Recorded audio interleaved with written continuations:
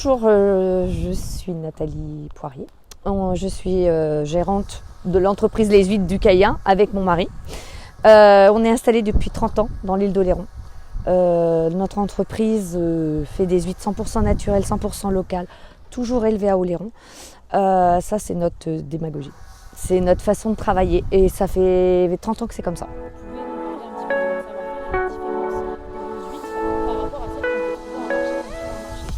Alors, les huîtres triploïdes, nous, on n'en fait pas du tout. Ce sont des huîtres génétiquement modifiées.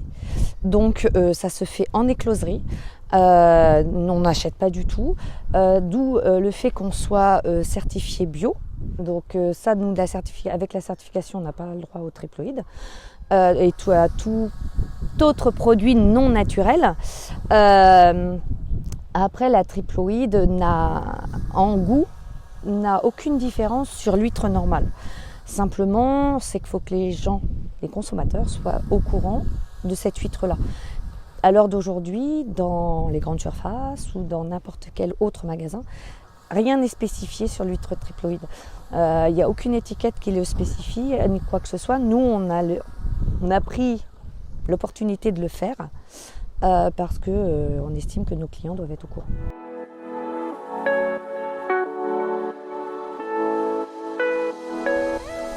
Journée type, alors l'hiver, on arrive à 8h, on prend notre démanchoir, on trie et on est au tapis.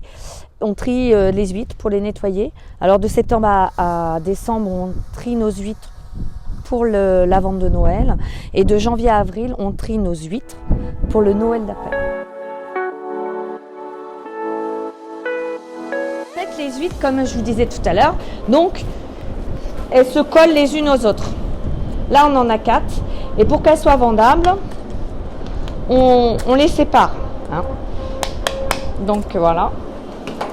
Donc ça, ce que l'on trie là, ce sont du demi-élevage. Elles ont 2 ans. On les remet en poche. Donc là, dans la machine, ni plus ni moins, il y a des cases. Donc on va mettre une huître par case. La machine va les trier selon le poids qu'elles font. Et elles vont tomber dans les poches adéquates, en fonction du poids qu'elles vont avoir. C'est une machine, vous lui dites, il y a 100 huîtres dans une poche, il y aura 100 huîtres dans une poche, à tel poids. C'est-à-dire que ça peut aller de 65 grammes jusqu'à 85 grammes.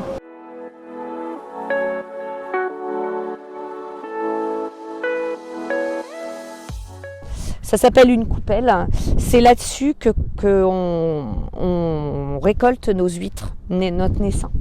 Les huîtres viennent, quand elles sont en larve, viennent se coller dessus. Et elles vont rester 8 mois en mer, au même endroit. Et on va les relever 8 mois après pour les décoller. Pour passer dans une machine qui va gratter, avec des doigts en ferraille, les assiettes pour que les huîtres tombent. Voilà.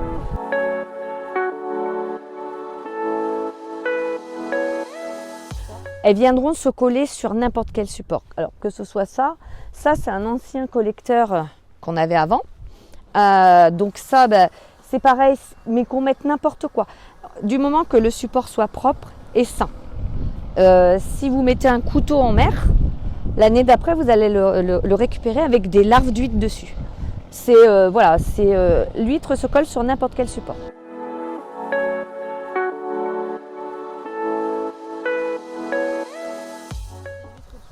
Oui, alors on peut en vendre toute l'année. Les gens ne les aiment pas toute l'année parce que l'été, les huîtres sont laiteuses à partir du mai-juin. Donc là, à nous de faire, aimer les huîtres laiteuses aux gens. Parce que comme nous, on ne fait pas d'huîtres non laiteuses, donc les gens sont un peu réticents là-dessus. Mais on y arrive.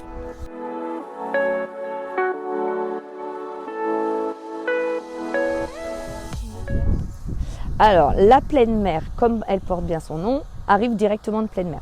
C'est-à-dire que celles qu'on va chercher en pleine mer directement passent 48 heures dans les bassins de dégantation et partent en pleine mer. Alors, pour avoir l'appellation fine de Clerc, elles passent 21 jours dans les clairs qui sont de l'autre côté de la route.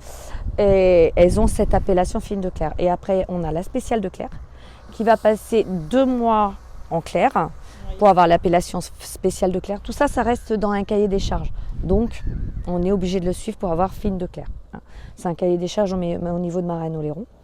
Et ça reste fine de Clair 21 jours et spécial 2 mois.